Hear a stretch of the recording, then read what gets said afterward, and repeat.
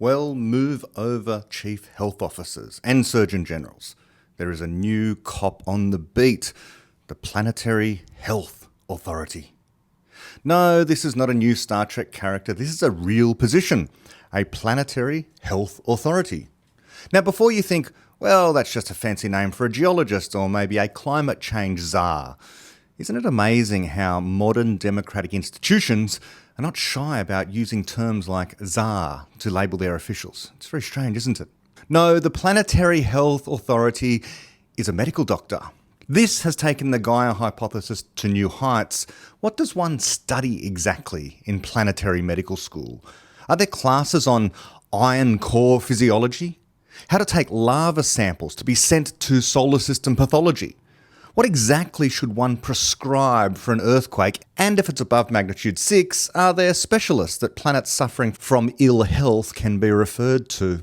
As I sat down today to continue reading, research and writing on the next Topcast episode about the physics of heat and work, I saw a hashtag trending on Twitter. It was #EndangeredGen, and I thought for a moment that while there can be more put into publicising the sacrifices of veterans from World War II, for example, on social media, that describing them as an endangered generation was possibly lacking a little in sensitivity.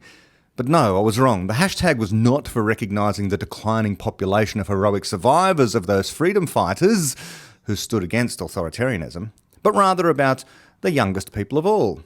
The world has never been more wealthy, more healthy and more safe for a youngster, and globally, life expectancy continues to rise, and yet the youngsters are now being told they are endangered. Who would promote such a message? Well, the first 3 tweets I could find about this hashtag all came from the same source. Melbourne, Australia's Monash University. In some polls, Monash is ranked at the very top of Australian universities. So quite the backing of a certain idea like this. But the official account of Monash University, the official Twitter account, was linking to a piece in the newspaper, which is The Guardian. So, well, here we have a respected institution of tertiary learning linking to a respected, or at least a well-known, newspaper article. Now, the tweet is in my Substack article itself, but for listeners, let me just read out the tweet for you from Monash University, and it says, "Climate change is just one of the big challenges future generations will grapple with. So how can we #change it? Experts weigh in on what the future will really be like for the generations to come. #EndangeredGen." And then we have a link to an article in The Guardian. And from what we can see of the preview of the article, it says, "Wake up call. Are we really endangering the next generation? The world has changed, but is it irrevocable? Experts weigh in on what the future will really be like for the generations to come." Well then, if, as the tweet is saying, experts weigh in on this #EndangeredGen, and The Guardian has something to say about it, let's take a look. Again, the article itself that I'm talking about is linked to in my Substack article. But just in case anything should happen to that article, I've also put screenshots of it on the Substack article as well. And I'm going to read just parts of the article. And at the very beginning, we can see in this article, it's titled, "Wake Up Call, Are We Really Endangering the Next Generation?"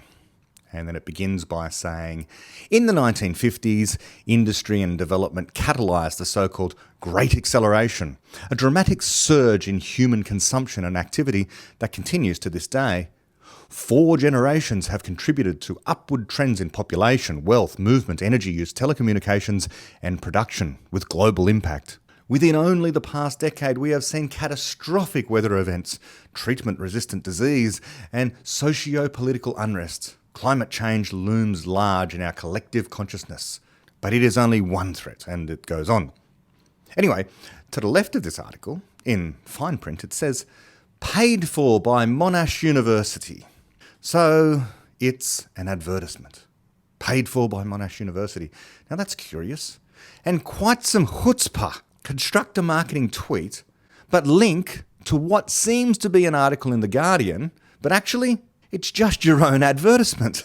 And it is these people, the universities and the mainstream media, that apparently are all about misinformation and disinformation, so we're told. Could you imagine the uproar if it was not Monash University, but instead BP, British Petroleum.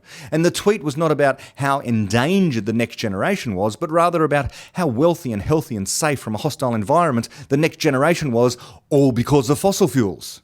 And now imagine that the tweet linked to a web address that was the New York Post, or in Australia, the Daily Telegraph, or the Spectator, giving the impression that it was a news article. But there, in the fine print, was the admission that it was a paid advertisement. The tweet would not only be deleted, the accounts of both BP and the offending media outlet would be indefinitely suspended. The new, although now defunct, US Disinformation Board would be top of the agenda once again on all the mainstream media outlets, and the singing TikToker who was to head the operation offered a healthy dose of smelling salts to reinvigorate her, so as to come down heavily on the kind of propaganda that endangers the ability of the citizen to navigate the mire of misinformation online that we're told we're always swimming in.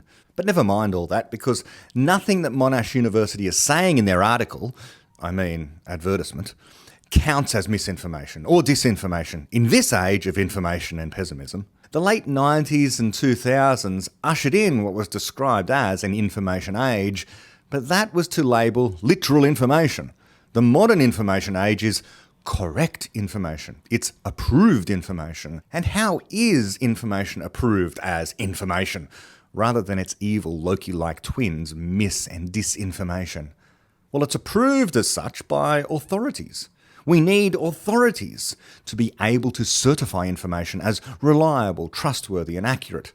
How else could it possibly work? Such authorities will be, of course, in the main, university academics. That goes without saying. The most highly credentialed experts in their field, the ones who are able to predict the future by looking into their crystal balls. Modelling complex systems with their supercomputers. It's not important that you understand how it's done. You should trust the experts when they say it can be done. After all, trust the experts is a heuristic you have been enculturated with at school, and also by the media. And well, an expert is just a certain kind of authority anyways. An elected official, a politician, well, that's basically just someone who listens to the experts and acts on expert advice. To do otherwise, well, that would be irrational. And of course, that does raise the question as to why there is any need for these elected class of politicians at all anyway. Surely it would be far more streamlined if we just let the experts decide, without any of this friction of having a parliament. They would not have to explain and presumably dumb down their carefully crafted and technical scientific theories and predictions for a group of people who are largely only expert in things like law and political science and business in some cases, unionism more often, and community organisation and education. But for now, we seem to be stuck with this pesky democracy thing, and so the best we can do is vote in people who, before they're elected, profess their agreement with expert opinion, especially on the most important problems, like the science of catastrophic climate change. And it is indeed said to be a catastrophe. Whether the catastrophe is already upon us, or whether it is about to begin and is right around the corner, we don't know. It depends on what the weather's doing at any one particular moment. The catastrophic climate change headline doesn't usually go into details.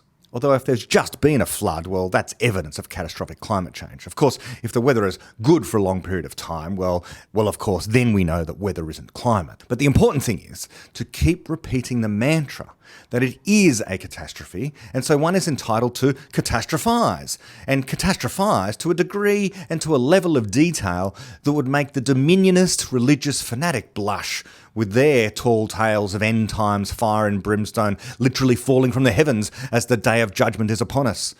But this is not that. Don't compare some silly, ludicrous religious myth with the science. There's a very good reason why one set of prophecies, predictions, are challenged by respected media outlets, their journalists and reporters, while others are not. There's a difference between the science and silly doomsday end-time scenarios. Don't be ridiculous. But haven't the experts made precise and detailed predictions over the decades and been proven false? No, you've obviously not been paying attention. You must not understand the science and how modelling works. There's room for error.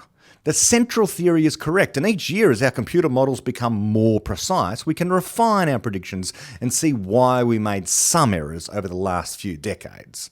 Those people didn't really know what they're doing, but now we have much better technology and far more refined theories. In other words, each time one set of predictions, from those who insist the world is going to be destroyed by climate change in short order, just you wait, Each time those predictions prove false, or the time comes and goes when the famine should have killed millions, or the rising sea level should have wiped out entire cities, or in the case here in Australia of our Australian experts, the drought should have seen all the major dams around Sydney run dry decades ago, and for decades. Instead, there's been record floods for years now. Each time those predictions turn out false, there is no need whatsoever to revise anything of the underlying theory and doctrine. The theory is sound, and as such, precise predictions about disaster are scientific as well. So it is entirely right and reasonable to double down in these cases. Respectable academics and journalists who report their musings should, in these cases, argue it's even worse than we thought. So perhaps there was no drought. You need to say something like, well, I don't think that's what Dr. Planetary, our respected Australian academic who talks about climate change, was really saying in context if you go back and listen to his remarks. That could be a good way of getting around this. But you need to emphasise, the floods that we've just seen, even if the droughts never happened, the floods are a result of climate change and mean we really do need to begin taxing the big polluters more so they pay their fair share. Okay, so there was no famine. But it's coming, and it's going to be even worse than what the people in the past said it might become. No place has yet been inundated by rising sea levels, and no population displaced by the melting of the polar ice caps, but just you wait. It's going to be far worse and faster than any of us can imagine. This is Generation Endangered. And by the way, now and again, pepper your remarks with, it's probably too late to do anything to save you, your friends and the world.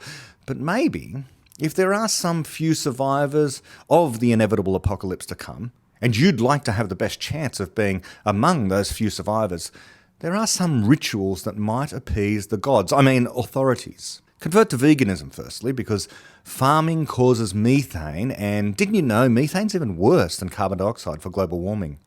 And on carbon dioxide, vote for policies that eliminate fossil fuels. The wealthy cause more pollution and destruction than anyone else, so vote for redistribution where you can, and perhaps for governments more closely in touch with cultures that themselves have a deep understanding of land and the place of people in a natural environment. Wealth is a very suspicious thing. The pursuit of profit is absolutely a sin and powered by fossil fuel burning, carbon dioxide generating, and it's all dirty energy anyway. And what do we do with sinners, the people pursuing profits? Well, we can leave that to the authorities as well. But we know which way we're voting, just maybe, even if we cannot save ourselves, at least those who have brought the great evil and the anger of the earth upon us, maybe they'll finally get their just deserts. In such a world where people are, astonishingly, still allowed to freely choose more or less how to live in Western countries, people are still choosing the wrong thing. They're still choosing not what is right for the planet. People are still eating meat. They're still driving cars with combustion engines. People are still voting for parties that say things like, we can't get to net zero emissions by 2030. This is the world of so-called freedom. And such a world of so-called freedom is just the freedom to commit suicide and murder everyone else around you. Such a disastrous disconnect between what we know for certain about what the science is telling us will happen and what people are allowed to choose is everything that is wrong with the world. COVID taught us something. It taught us that if the crisis comes, then we can act rationally. We can stop this ridiculous idea that non-experts are in any position to decide what is best for the safety of people and the environment. For once, the officials or the authorities or the experts with actual relevant credentials and political perspectives and medical degrees, for once they were front and centre and able to keep us safe and healthy. For once, finally.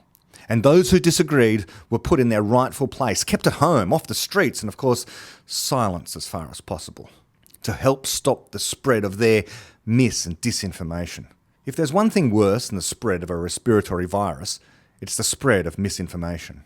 And in both cases, there needs to be a way to inoculate people against it. The Chief Health Officer knows what is best. They understand more than others what it takes for individuals and communities to be healthy.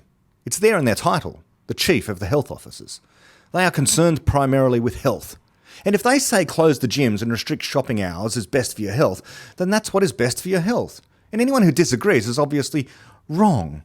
Now, that's all very well for a pandemic, but what about when the pandemic is over? How can we ensure that people with actual knowledge and understanding of the science can still have authority. Well, what about a planetary health officer?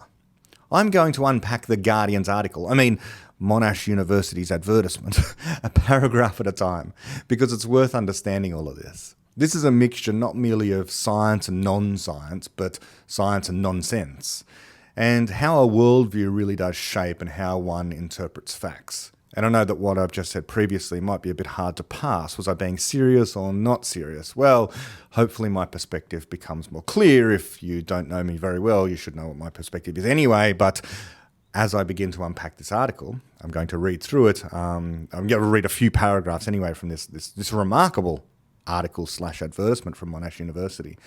And maybe you'll see what my perspective is. So the article begins, as I said, in this way. Let me just read the whole thing, the first paragraph anyway.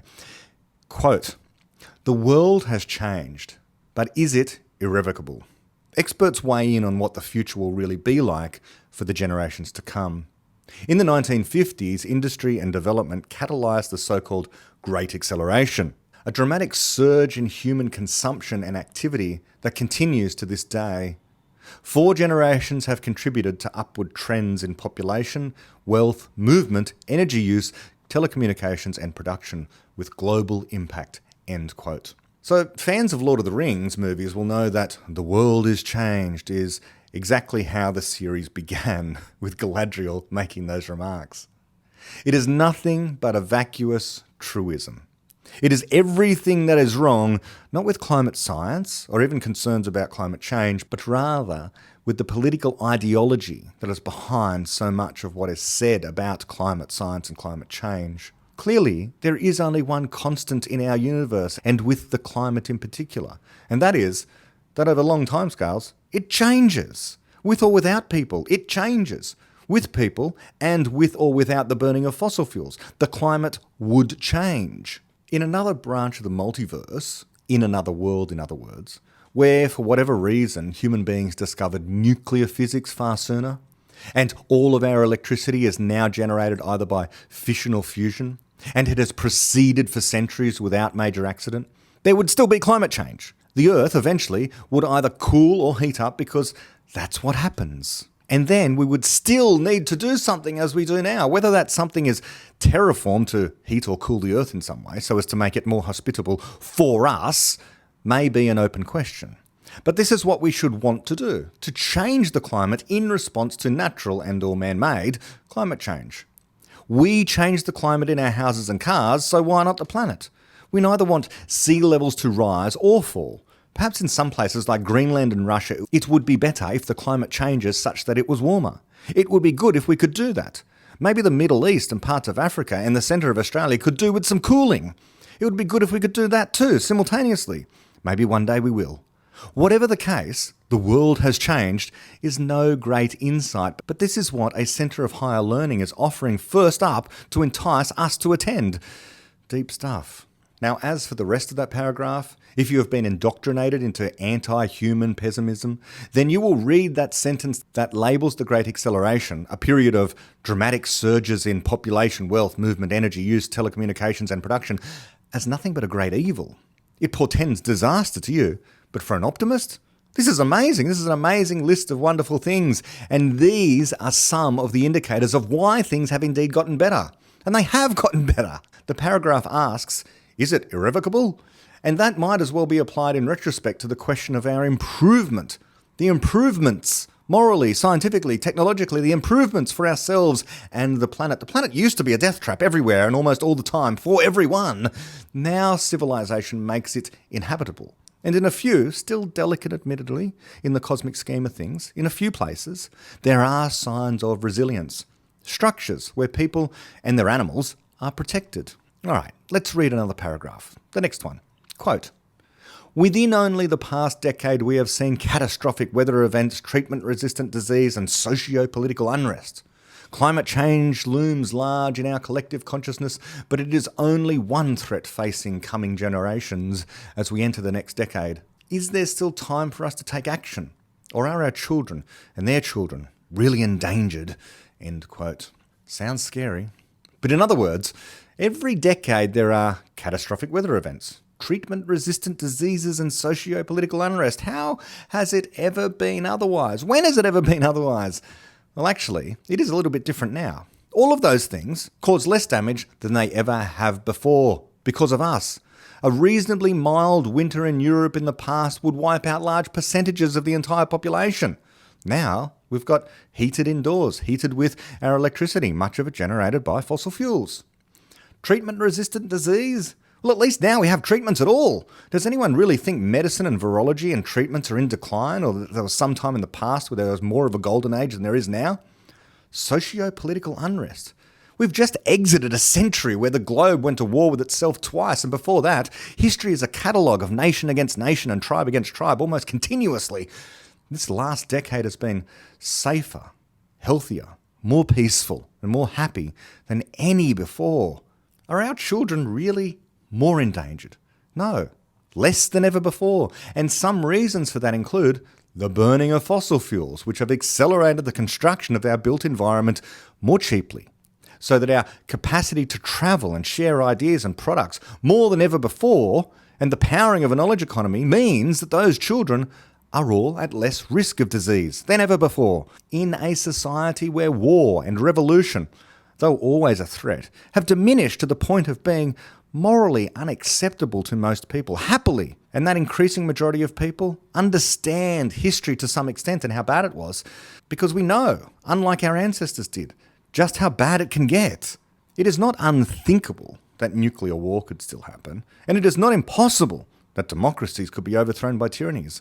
But so many more of us at least have Netflix and YouTube, honestly, where we can actually see what happened during world wars and in nuclear conflict and what violent revolutions can do.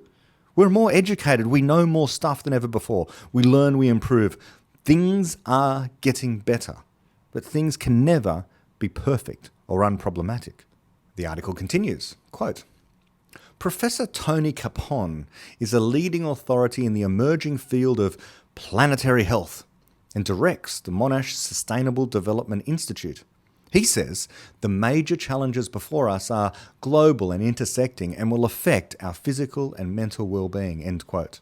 And that all sounds very nice, unless you're like me and you read it as one of the more dystopian paragraphs in the entire advertisement. A leading authority in planetary health? I guess Professor Tony Capon is a very nice guy, I don't know him, but this insistence on the word authority is always and everywhere to be regarded with deep skepticism. I've got two reasons for this. Number one, the epistemological reason to be skeptical about the use of the word authority.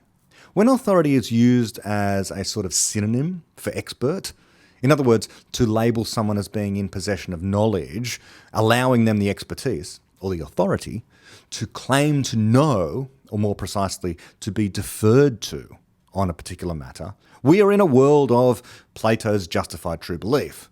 The only reason to regard someone or other as an authority when it comes to science or knowledge claims more broadly, like he's an authority on 17th century French poetry, for example, is because someone somewhere is seeking to justify that this person's claims are either true or more reliable than the claims of someone else with less authority. But that entire way of thinking is completely misleading. It is misleading because none of that knowledge they have obtained over howsoever many years prevents them from making errors, or even of making just as many errors as anyone else, especially in places where there are significant unknowns. As Karl Popper remarked, quote, while differing widely in the various bits we know, in our infinite ignorance, we are all equal, end quote. So even experts are infinitely ignorant about infinitely many things. We all are. They do not have authority over knowledge, nor are they authorities in knowledge. It's the wrong standard. As Popper also wrote in 1960 in his piece titled Knowledge Without Authority, quote, I wish to replace the question of the sources of our knowledge by the entirely different question, how can we come to detect and eliminate error, end quote. That is what expertise is about. It is about a methodology more than any quantity of knowledge. Does one understand the methodology used in that field of expertise to allow error to be detected and eliminated? Popper wanted to remove authority from the entire conception we have of knowledge, because there are no infallible sources. So there should be no knowledge authorities, because we can all make mistakes. We are all error-prone. We are all fallible. So that's the reason, epistemologically speaking, that places like universities in particular should very much avoid the use of this idea of an authority in some particular area. But there's another reason. Number two, the moral reason to avoid this word authority. Increasingly, there are experts who claim authority in both the sense I've already mentioned, the epistemological sense, but also in the political sense. They regard their expertise as a claim of literal authority over their fellow citizens. Never did we see more of this, more starkly, than with public health experts over the last few years. There, quite often, in many democracies, they were literal authorities, designated by the state as something in between an elected official and a law enforcement officer. They were able to regulate on a whim, and although, technically speaking, could be overruled by the politician, the culture itself rapidly descended into one where the media, and even the people themselves, an overwhelming majority of people, wanted the politician to grant additional powers and authorities to the health bureaucrats because they knew best, because it was the science. So that was the theory. Put aside that there were many unknowns, the health authorities knew what to do, so it was argued. In a culture where individual freedom was already under threat, the very words individual and freedom became, throughout COVID, pejoratives. Pejoratives labelling people who wanted to kill grandma, or people who just did not care. Or my favourite of all of these, it was a label for lunatic libertarians. Never mind that none of these so-called lunatics ever said they intended to break down the door of vulnerable grandma. The lunatics just wanted to be able to do what they judged. In a world of unknowns, what they judged might make them, via their own immune systems, more resilient. You know, going outside into the fresh air where there was already said to be no transmission outside compared to inside. And also into the sunshine for extended periods of time, which was said to be hostile to the virus, and improved vitamin D production, which apparently had something to do with less likelihood of being infected by the virus. And perhaps even go to the gym where they could lift some weights, which never before had been said to be unhealthy, rather the opposite.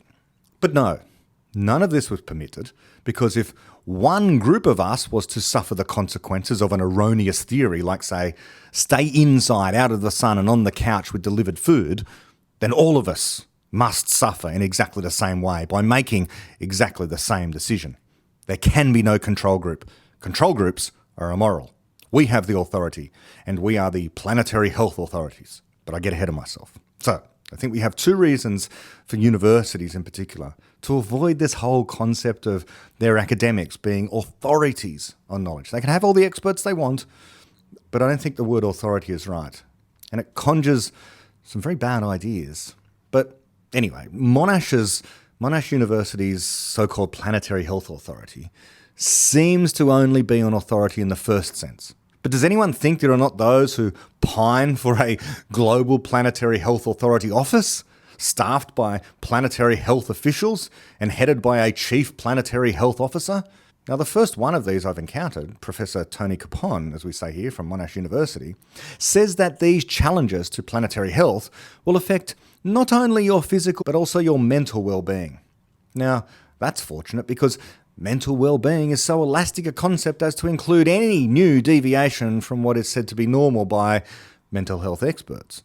It could very well be the case that subscribing to the wrong ideas could be a sign of poor mental health, and some remedy would need to be undertaken to fix that. Now let's go on to the next paragraph. Quote, "Humans are now changing Earth's systems to such an extent that it will affect the well-being and lives of people into the future. Climate change is arguably the biggest challenge, but others include clearing of forests for agricultural production. Loss of biodiversity and habitat has been part of the rise and spillover of new pathogens from animals to people, as we've seen with SARS-CoV-2, end quote." Yes, so let me repeat that first sentence. The first sentence read, quote, "Humans are now changing Earth's systems to such an extent that it will affect the well-being and lives of people into the future, end quote. They forgot to put something at the end there. And that something they forgot to put was for the better. Humans are changing Earth systems for the better, affecting well-being and lives of people into the future for the better, for the better. And ever since we first evolved, we've done this. First slowly, or next to not at all. But since the Enlightenment, we have changed Earth systems, so-called, for the better, and for the better ever faster every single year. Things will happen in the natural environment absent us. There will, or would be, catastrophes like wildfires and floods that cause loss of biodiversity. But the thing is, if you care about this biodiversity thing, then the only thing that can do anything to maintain it in some way that people want is people. Life evolves and ecosystems evolve because the environment changes. There have been mass extinctions and minor extinctions, and the overwhelming majority of them happened before people ever existed. And they're still happening, with or without people. But apparently now that we exist, and we understand something of what's going on, every single extinction, or loss of biodiversity, because it occurs with us on the planet, must be because of us on the planet. But there is no reason to think that that's true. Sure, in some cases it might be the case, but panda bears can be helped by us to reproduce and save their own species, and yet they don't. But this anti-humanism pessimism blames us for everything that goes wrong. For literally everything that happens on the Earth. Major weather event, human-caused climate change. Loss of some species, humans at the root of that somewhere. New pathogen resistant to treatments, humans using the one thing that keeps those pathogens at bay, antibiotics. So now there's an anti-antibiotic movement, by the way. Problems are soluble is not a tenet in the belief system of adherence to anti-human pessimism. Next paragraph. Quote, as a medical doctor, Capon refers to these aspects as symptoms of the Anthropocene, a term some researchers use to describe this era of human-influenced impact. They are signs that our ways of living are out of balance with natural systems, end quote. So now we are medicalising the globe. The patient is the planet, and we are going to need GPs, general planetists, as well as specialists to ensure we are living in balance. What is this about being out of balance? Is this medicine? This sounds very woo-woo. It sounds like alternative health more than actual medicine. Maybe we'll have planetary medical science and also alternative planetary medicine. An entire industry of homeopathic remedies that national governments can sign up for to recalibrate waterways that might be in disequilibrium, or perhaps the continental chakras might need realignment. Next paragraph. Quote, for decades, human activity, including unprecedented development, has contributed to compounding and interrelated consequences. Escalating energy use, carbon emissions, water use, deforestation, and ocean acidification don't only create climate change, they also have an impact on world populations, public health, the availability of food, hygiene, employment conditions, education, poverty, and gender inequality, end quote. Just a matter on science in their own terms. I mean, they've said there, among other things, that ocean acidification don't only create climate change, blah, blah, blah. I thought it was the other way around. I thought climate change caused the ocean acidification. Isn't that the way things go? You know, you increase the pollution and increases carbon dioxide in the atmosphere, the rain comes down, it's got an increased amount of carbon dioxide in it, so it becomes carbonic acid, and so I think they've got the cart before the horse there. They're saying ocean acidification causes climate change, but I think it's the other way around, even in their own terms. So they can't even get that right, apparently. And this is Monash University pushing their own particular doctrine here. Anyway, all of those things there that they listed, availability of food, hygiene, employment conditions, etc., have been improved. And all of them, by the way, by escalating energy use and carbon emissions. Speaking of being in or out of balance, there is never any attempt to balance the scales here. This water use that they've just complained about, energy use and carbon emissions, is there any upside? Do we ever hear about any upsides? Does the calculation include any positive impact of these things? It's as if humans are just out there willfully burning seams of coal and burning forests down, letting all of the runoff go straight into the ocean and for no good reason. I notice world population gets a mention there, but it's just that those things that were listed have an impact on world populations. But is it up or down? And is going up or going down the bad thing? They're having a bet both ways. It depends on which part of the agenda you're pushing, I suppose. If you want to emphasise the present destruction humans are engaging in when it comes to other species, well, just say the planet is overpopulated with human beings. But if you want to scare the kiddies into subscribing to your ideology, get them when they're young, say they're endangered or that populations of people overseas are being threatened. As for the availability of food and hygiene and all those things, well, I don't know what they're getting at here. They've been improved without hardly any backward steps for centuries. Yet here is the implication, and the reading the pessimist takes away is, all those things are getting worse. As if sometime in the past it was better. There was better availability of public health and food and hygiene, employment conditions, education, poverty, and gender equality. What are they talking about? Never have any of those things been as good as they are now. It could be better still. Only if we did the one thing that gave us accelerating improvements in all of those things, namely accelerating progress, fueled by cheap energy and wealth creation. Another paragraph. Quote, "If we don't rethink and make changes, we will see more devastating bushfires," Capon says. "We will see hotter, longer and more frequent heatwave events and other extreme weather events like floods. We'll see more pandemics. Chemical pollutants will increase in global food supply chains." End quote. This has been said for decades. These are the prophecies they have always made and have always turned out refuted eventually, especially when they put a precise date on things. It has no effect when they make these prophecies and they turn out false. No effect except for a doubling down. Now, in the Substack article, if you go to that, I've linked to another article which lists 50 years worth of climate change predictions published in newspapers over the last 50 years that have turned out completely and utterly false. It's titled, "Wrong Again, 50 Years of Failed Eco-Apocalyptic Predictions."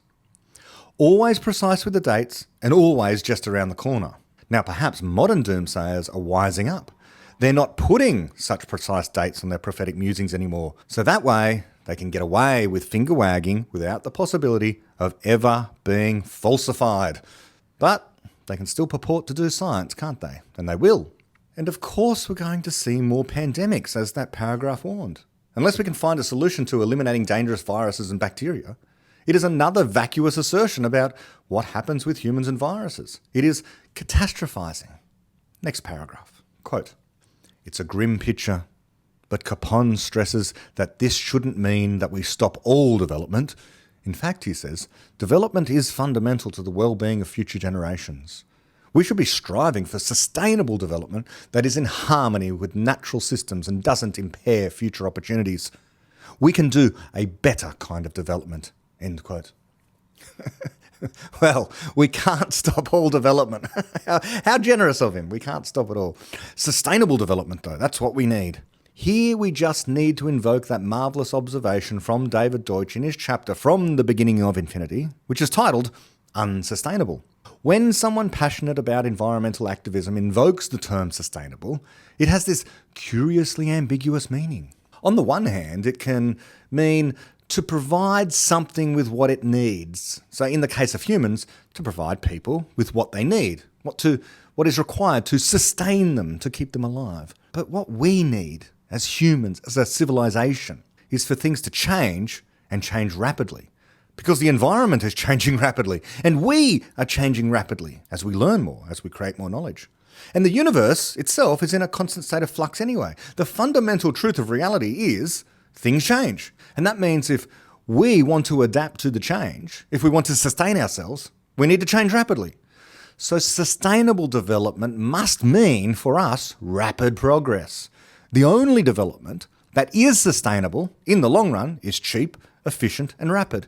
And I would also say free and open-ended and multi-pronged, so we can test many different ideas and approaches simultaneously, rather than having one approach centralised for any given issue. But sustain also means keep things the same. And so sustainable development, what they mean, what the people who push these ideas mean by that, is actually slow and barely changing, not changing much, so that we don't damage or impact other things. But that is a disastrous plan. That is a plan for catastrophe, because there is an impact coming from a place we do not know. The problem not looked for or found in time, unseen until on a quiet Tuesday afternoon, bam! Another tsunami, or bam, an asteroid or virus or earthquake or nuclear disaster or terrorist event, or, more frightening still, a thing no one thought could be an existential threat. It will make all these other things pale into insignificance. And the only way we can be resilient in the face of such a thing is to have rapid progress, rapid development. Not wishy-washy, hand-wringing precautionary principles, slowed down progress that is parochially concerned either about one's local or global environment. We need a cosmic perspective on these things because our home is the universe, and we need to be ready for it. And we can be if we build wealth and progress much faster. All right, I'm skipping sections of the article now, and I'll just pick it up where it says, quote, "The climate crisis will have impacts on health risks and access to healthcare, further promoting inequality across population groups. In addition, in high-income countries in particular, the relatively rich lifestyles led by current and past generations will compound health concerns for future generations at a cellular level." And here's a quote from an academic at Monash University, quote, "We've had access to high-calorie, dense food, too much of it, setting up the potential for transgenerational disease. High-fat, high-sugar diets are becoming more prevalent around the world, and these not only cause chronic diseases such as diabetes and obesity, but by influencing our reproductive germ cells and fetal growth in utero, can contribute to metabolic disease in offspring, also linked to our modern lifestyle. Health risks arising from autoimmunity and inflammation are more prevalent in the population than ever before," end quote. Well, yes, this is the same idea that cancer seems to go up. You know what? If you live longer, something eventually goes wrong. This doesn't need to be the case, but there is the reason why certain diseases become more prevalent. People live longer. Yeah, if we reduced the lifespan of people back to what it was centuries or millennia ago, you probably wouldn't be finding diabetes and obesity. People would die before people ever became fat or diabetic. No solution creates an unproblematic state. These are better problems than people dying at a much younger age. As for the inequality stuff they're talking about there, well, it is necessary. It is necessary in a free society that there is inequality across population groups when it comes to healthcare and everything else. Here is why. A new treatment or medical procedure has to be invented. It has to be created. Someone has to come up with that idea and they need to be paid to do it. This invention, the creation, it costs money because scientists need to conduct research to discover that it works and how it works and so on and so forth and how to actually manufacture the thing.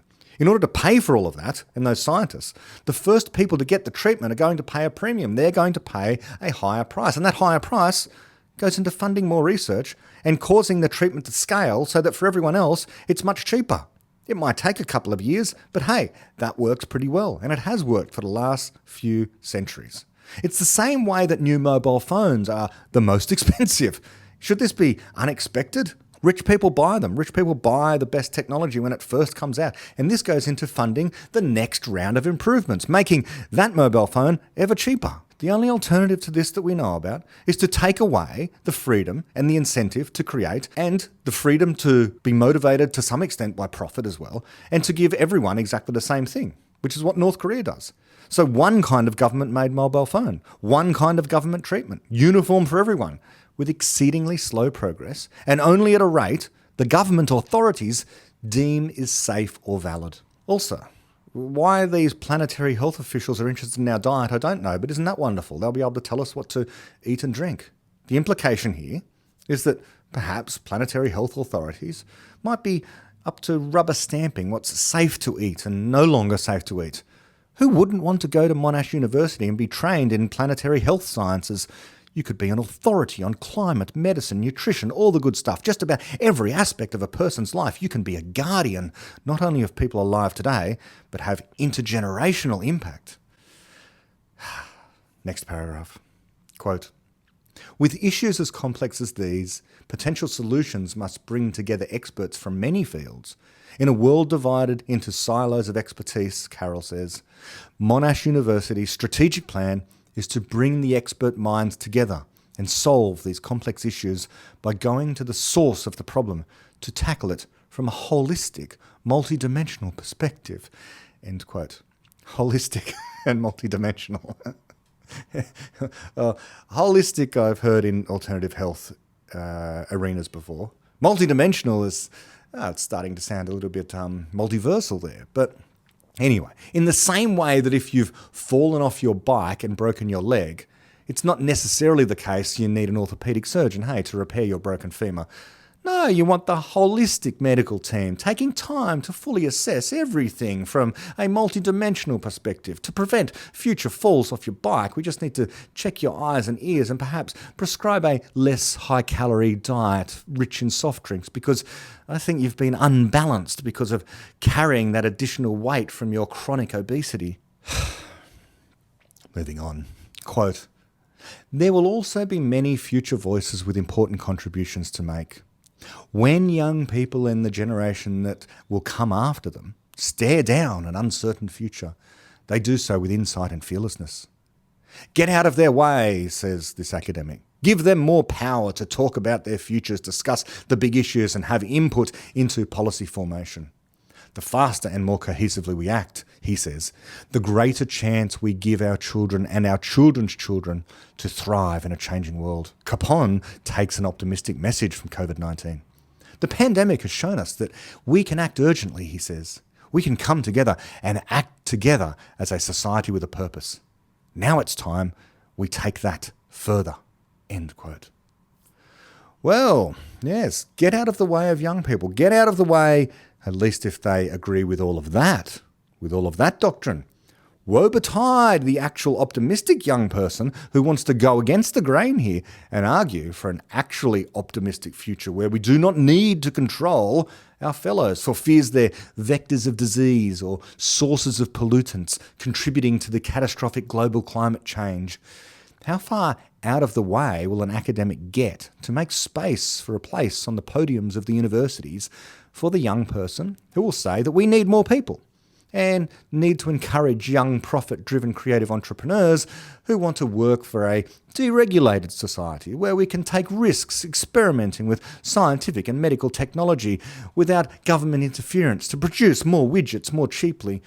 What about the genuine optimist who takes from the pandemic not the message that we can come together and act as a society with purpose and that we could take this further, but rather that we can foster individuality and respect and honour those who disagree with the mainstream and who see another way of improving society and the planet, not through sustainable development, but rather by recognising that nothing is sustainable except for rapid progress. And if the progress we have is too slow, slowed down by concerns about sustainability and the environment, then we will be overtaken, ultimately, by the very environment we are seeking to preserve in some sort of present idyllic form. We are the most valuable entities known in the universe. The environment is little more than our resource for us to construct the world around us. If we lose sight of this and instead come to all believe and all think of ourselves, human beings, as the danger,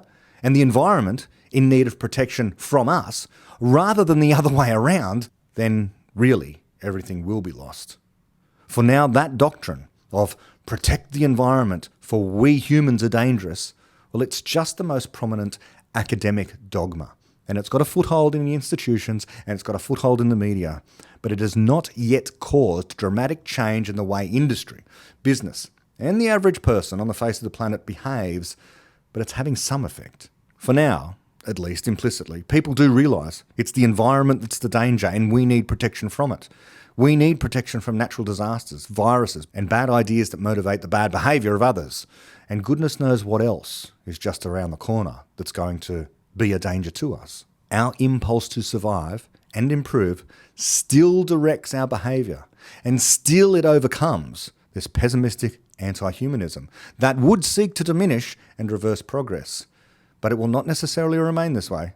The universities might be lost to a large extent on this point. They might be centres of furthering the indoctrination of the young to continue this cycle of despair and dismay. But with any hope, there can be some new way forward here outside the mainstream education system, where perhaps young people can learn optimism and work on actual fundamental progress. Hopefully, happily, generating wealth and generating more knowledge.